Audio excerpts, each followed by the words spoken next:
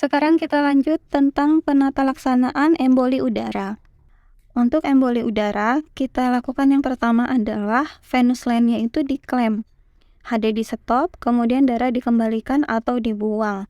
Kemudian itu tergantung banyaknya emboli. Kalau misalnya terlalu banyak puihnya itu lebih baik dibuang.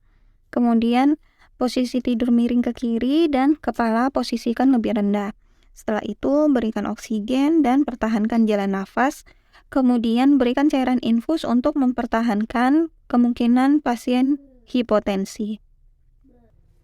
Kemudian komplikasi teknik selanjutnya adalah hemolisis.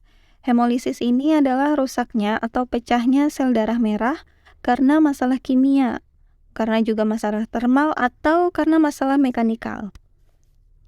Gejala hemolisis ini yang pertama adalah akut dyspnoe atau tiba-tiba sesak nafas atau nafasnya itu lebih ciri khasnya nafasnya itu pendek.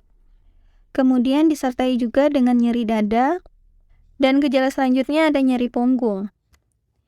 Kemudian jika terjadi hemolisis ada tanda-tanda yang lain yaitu terdapat perubahan warna pada darah.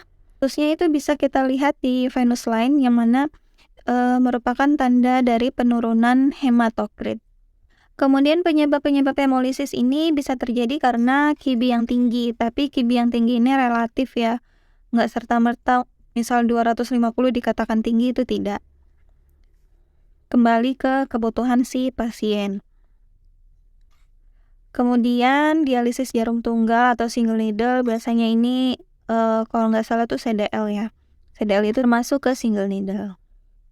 Kemudian penyebab selanjutnya adalah penggunaan fistula yang tidak sesuai ukuran. Misal dia penggunaan fistulanya yang terlalu kecil.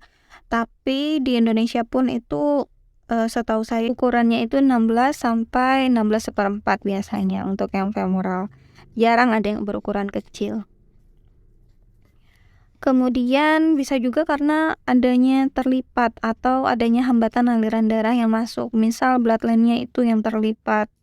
Kemudian karena dia dibawa oleh mesin jadi ada tekanan juga sehingga hal itu bisa membuat hemolisis. Bisa juga dikarenakan tekanan arteri atau vena yang tinggi. Kemudian bisa juga karena kontaminasi dari hidrogen peroksida. Yang mana hidrogen peroksida ini biasa kita dapatkan pada dialiser yang pakai ulang atau dulu bahasanya itu reuse, yang mana hidrogen peroksida ini didapat untuk bahan desinfektan si dialiser. Kemudian bisa juga karena suhu dialisat yang tinggi. Misal nih tiba-tiba ada salah setting gitu kan, suhu dialisat dibikin tinggi jadi 38 gitu kan. Itu beresiko untuk menyebabkan hemolisis. Kemudian bisa juga karena kontaminasi dialisat.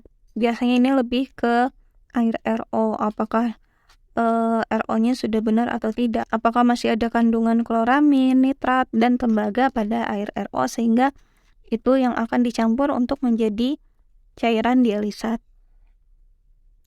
Ketika terjadi hemolisis, apa yang harus kita lakukan?